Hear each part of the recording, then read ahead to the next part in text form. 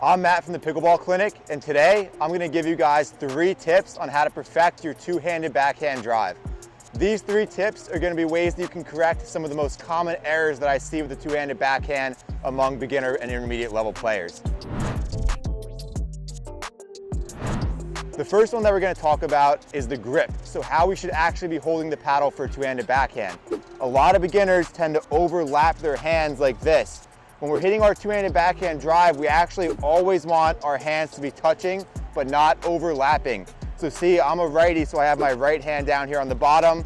I'm gonna lay my left hand on top so that my left pinky is actually touching my right index finger.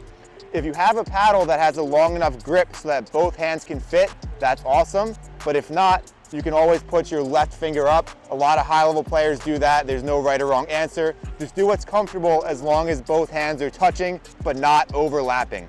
The second tip is going to be we want to bend our knees and get low without hinging at the back.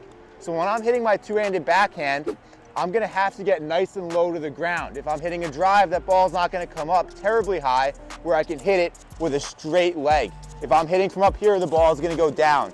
So I have to come down with my knees.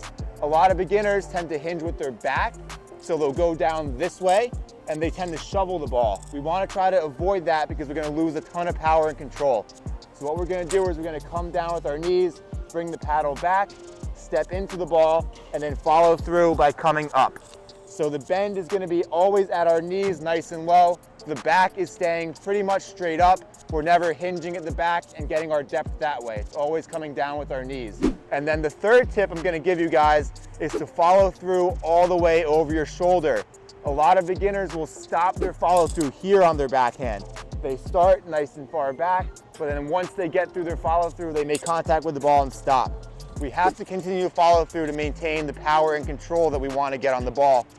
So what we're going to do with that follow through is we're going to make sure that the paddle comes up and over our shoulder and our dominant elbow, for me my right elbow, is pointed off to the side. A lot of players, even though they get a full follow through, will jam their elbow in here, and this doesn't allow you to get your full rotation. If my elbow is pointed off towards that way, my left side, then I'm not going to be able to rotate my paddle around. So what I want to do is get my elbow out so that I'm square 90 degrees to the net.